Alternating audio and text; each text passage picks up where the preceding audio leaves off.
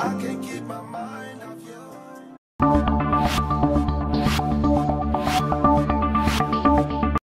Hello, Pally. Today is Thursday, October 25th. And InFocus starts right now.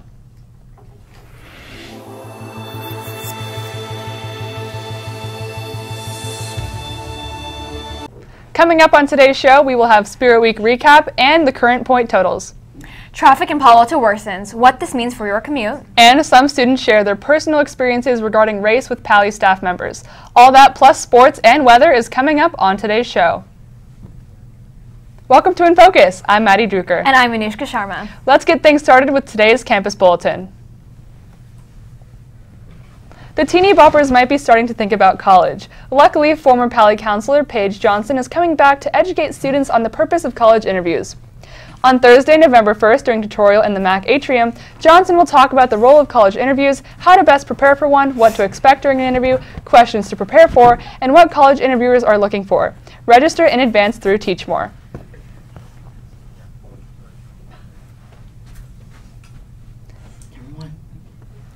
Moving on now from what's going on around campus to what's happening in the world and locally today. Let's take a look at what's topping today's headlines in today's News Minute. Governor Andrew Cuomo, a Democrat from New York, explained that the bombs sent to multiple Democratic representatives had the intent to intimidate and not to attack. He mentioned that the bombs did intimidate and are fueling the group of people that sent them. North and South Korea, joined with the United Nations, have removed all weapons from the joint security area of the demilitarized zone. The location previously had soldiers from both countries stand face-to-face, guns in hand. But now this action is seen as a progress in reducing the tensions in the Korean peninsula.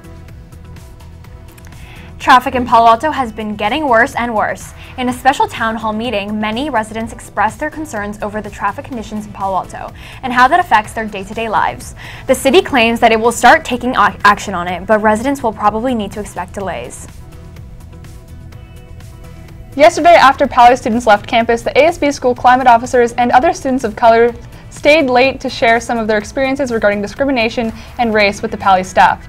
The event happened during yesterday's staff meeting in the MAC. Pally students Giselle Navarro, Masako Perez, Michaela Miller, Bakari Spencer, and Noor Navaid held a candid conversation led by Miss Burton and Angelina Michael.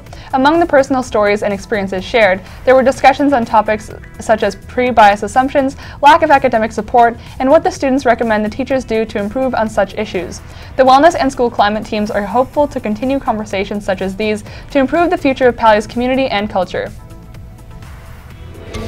The Fishbowl Conversation can be viewed in its entirety on our website at www.infocusnews.tv.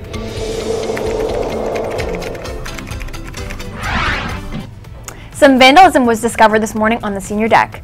The year 2020 was spray painted in green over the painted sign depicted the year 2019. It is unknown who committed the act of vandalism, but according to ASB, if the person who committed the act is discovered, Spirit Week points may be deducted as well as other consequences. ASB advisor Matt Hall was unavailable to comment. Televised news conferences are pretty common in today's world, but that wasn't always the case. Thayer Cater is in the studio with information on how this trend got started. Thayer, I'm going to guess that Truman was the first president to hold a televised news conference. Am I right? Well, not quite, Anushka. On this date in 1954, President Eisenhower conducted the first televised news conference. Although TV came out well before in 1927, news conferences were never televised until this date. Watching news conferences is something that people take for granted, but back in the day, it was a big feat. President Eisenhower will be remembered for many things, but this is one of his finest. That's all from me. Back to you.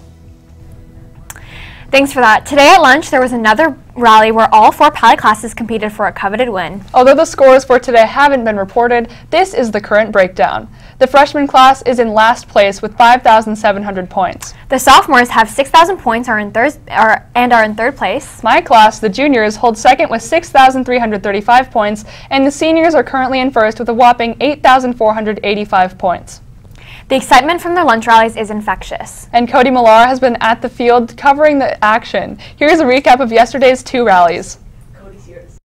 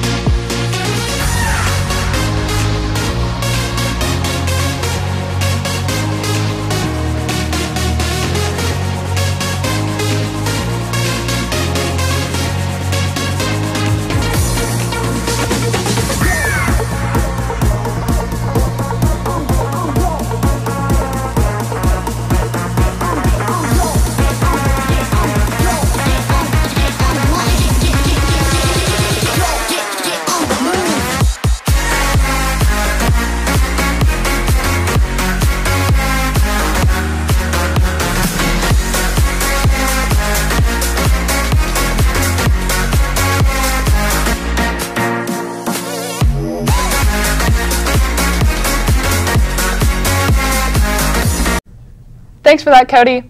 With the homecoming game coming up tomorrow, there's lots to talk about in the world of sports. Max Bonstetter is in the studio now with the latest in Pally sports news. Thanks, Maddie and Anushka. Girls and boys cross country had an impressive showing in their meet yesterday. Both girls and boys ran 2.2 miles on Gunn's course. Boys varsity's top runners were Donald Taggart, who got second with a time of 10 minutes and 58 seconds, Alex Evans, who got third with a time of 11 minutes. On the girls' side, Miranda Jimenez got first with a time of 12 minutes and 34 seconds, and Ella Ball got third with a time of 13 minutes and 10 seconds. Wow, congratulations. Let's move on to today's games. The boys varsity's water polo team had a tough away matchup against number 1 seed Mountain View in the SCVAL tournament. The girls varsity water polo team will also be competing in the SCVAL tournament away at Los Altos. Girls varsity field hockey is home versus Presentation High School at 3:30. Boys varsity volleyball is away at Cupertino at 4 p.m. Girls tennis faces off against Cupertino as well, with varsity playing at Pally at 4 p.m. and JV away also at 4 p.m. Thanks so much. Back to you. I've been struggling to match my Spirit Week outfits with the weather because it's been difficult.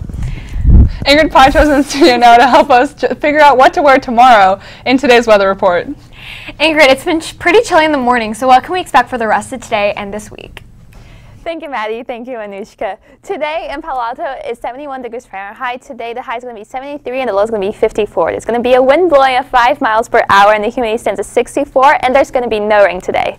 Now for tomorrow and Saturday, you can see that the highs are going to be 74 and the lows are going to be 56 and 57. That's all from me. Back to you in the studio.